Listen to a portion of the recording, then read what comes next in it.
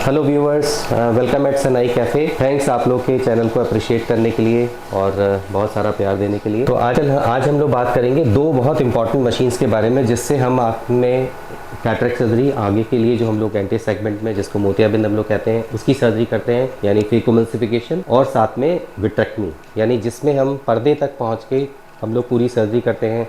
पर्दे में अगर डिटैचमेंट हो जाए, उस कंडीशन में अगर आँख में ब्लड आ जाए, यानी विट्रस में अगर ब्लड आ जाए, जिसको विट्रस हैमरेजेस कहते हैं, उसको क्लीन किया जाता है। आँख में इन्फेक्शंस कंडीशंस में विट्रस को क्लीनिंग की जाती है, पस निकाला जाता है। और बहुत सारे ऐसे डिफेक्ट्स हैं जैसे डायबिटिक रेटिनोपैथीज़ है, या अगर आपकी ब्लड प्रेशर की वजह से आपका पर्दा डैमेज हो जाए, वहाँ भी ब्लड वेसल्स बन जाएँ, तो उनको हम लोग विट्रेक्टमी से निकाल के फिर लेज़र करते हैं। तो आज हम बात करेंगे डॉक्टर स्मृति, जो सनई में विट्रोरेटल सर्जन है। इनका बहुत एक्सपीरियंस है विट्रोरेटल सर्जरी के बारे में। हम लोग बेसिकली इनसे लेंगे एक लेमैन्स में जानकारी मशीन के बारे में, कि इसमें क्या क्या पार्ट्स होते हैं और कैसे हम लोग सर्जरी को प्लान करते हैं, और क्या क्या जो इसमें जो गैजेट्स, जो पार्ट्स इसके यूज़ होते हैं, कंज्यूमेबल्स यूज़ होते हैं, उसकी क्या इन्फॉर्मेशन है, वो आज हम कोशिश करेंगे डॉक्टर स्मृति से लेने के लिए। तो डॉक्टर स्मृति, ये मशीन विट्रेक्टमी मशीन है, जिससे हम लोग पार्स प्लाना विट्रेक्टमी कहते हैं, जिसको उस मशीन का यूज़ किया जाता है।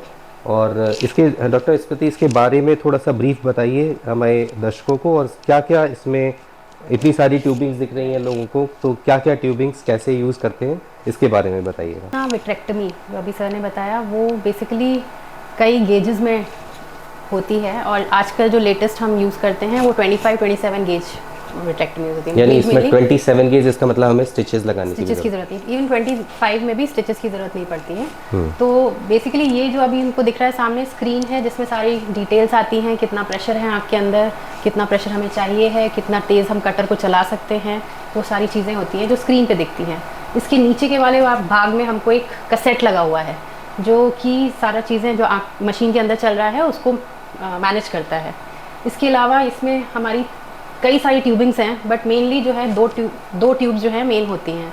उसमें से इसको पास प्लाना विट्रेक्टमी 3 पोर्ट बोलते हैं। 3 पोर्ट मतलब 3 पोर्ट से हम आँख के अंदर जाते हैं। बहुत ही छोटे छोटे महीन 0.5 से कह सकते हैं 3 तक एंट्रीज होती है, mm में एंट्रीज होती हैं आँख के अंदर।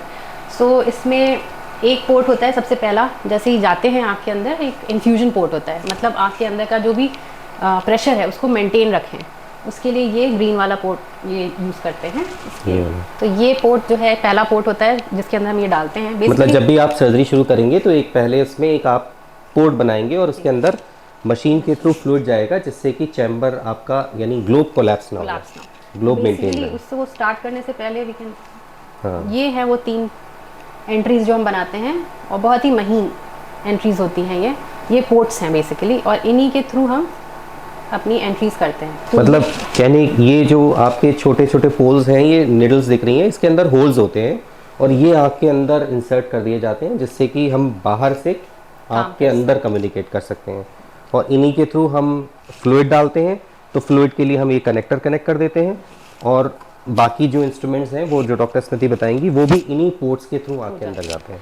तो बाकी दो जो है मेन चीज़ की, अब अगर आँख के अंदर देखना है तो हमको रोशनी चाहिए। रोशनी के लिए ये है लाइट ऑन करना। तो ये लाइट पाइप है जो कि आँख के अंदर हम लेके जाते हैं, और इसी लाइट से हम पूरा अंदर विजुअलाइज कर पाते हैं। यानी वो उन्हीं पोर्ट्स के थ्रू जो आपने बनाए, उसी के थ्रू ये आँख के अंदर जाता है, और आँख के अंदर रोशनी हमें, क्योंकि जब भी कोई सर्जरी करनी है तो हमें देखने की ज़रूरत है पर्दे को, तो डिटेल्स देखने के लिए हमें इस लाइट सोर्स की ज़रूरत पड़ती है। ये लास्ट पोर्ट के लिए ये हमारा कटर है।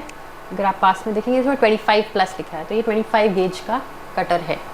इसमें एक छोटा सा ओपनिंग होता है, जो कि जब हम आँख के अंदर लेके जाते हैं तो विट्रिस जो कि नॉर्मली जेल फॉर्म में होता है, उसको बहुत छोटे छोटे उसमें काट देता है और एस्पिरेट करता है, मतलब अंदर लेता चला जाता है।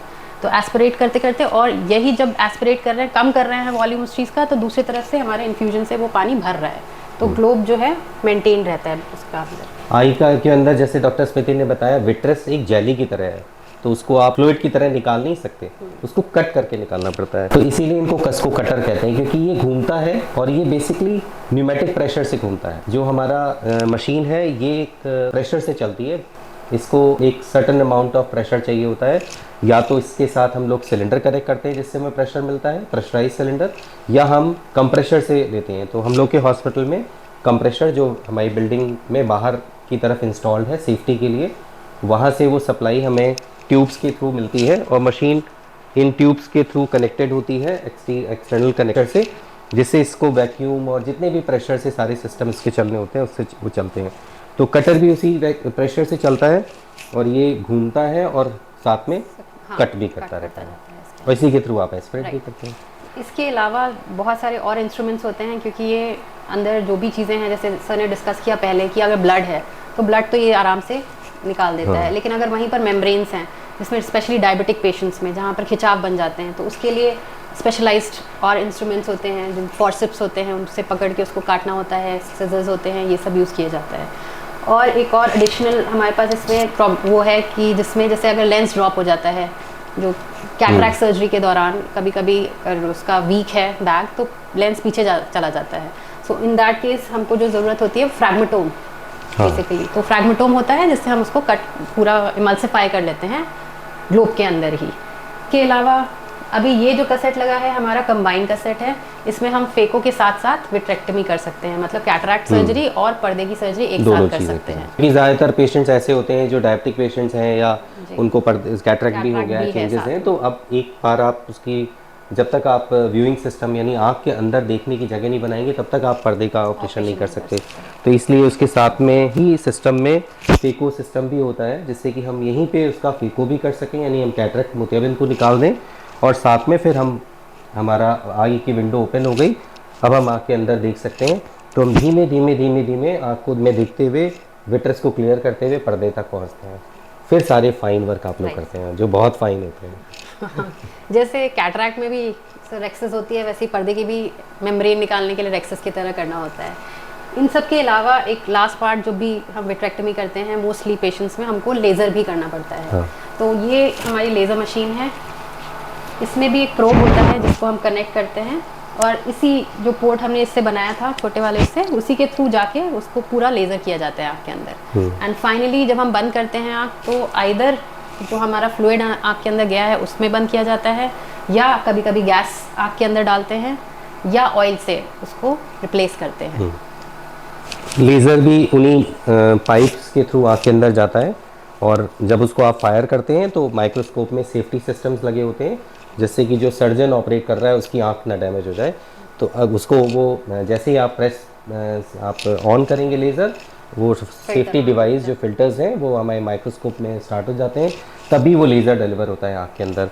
और जैसे आपको जहाँ नीड होती है वहाँ पे आप उसको लेज़र करते जाते हैं। तो आई होप व्यूअर्स आप लोग को ये क्लियर हुआ होगा। सुनने में लगता है एक वर्ड विट्रेक्टमी, विट्रेक्टमी एक बहुत मेहनत का काम है, बहुत एफर्ट्स लगते हैं। एक आई में अगर सर्जरी करनी है तो सबसे बड़ी सर्जरी होती है तो वो विट्रेक्टमी होती है, और इसमें एक सर्जरी में इतना फाइन वर्क है आप विश्वास नहीं करेंगे कि कम से कम एक सर्जरी में ऑन एन एवरेज 1 से 2 घंटे का टाइम लगता है। अगर आपकी सिंपल विट्रेक्टमी है तो लगभग 45 मिनट्स में आपका कोर्स कंप्लीट हो जाता है। और कभी कभी क्योंकि बहुत फाइन वर्क करना होता है, पर्दे तक पहुंचना, सोचिए आपकी विट्रस में अगर ब्लड है तो उसको साफ करते हुए पर्दे तक जाना, और अगर पर्दा अपनी जगह से उठा हुआ है तो उसको ही बचाना है, क्योंकि ये कटर है तो ये तो आपके पर्दे को भी काट सकता है।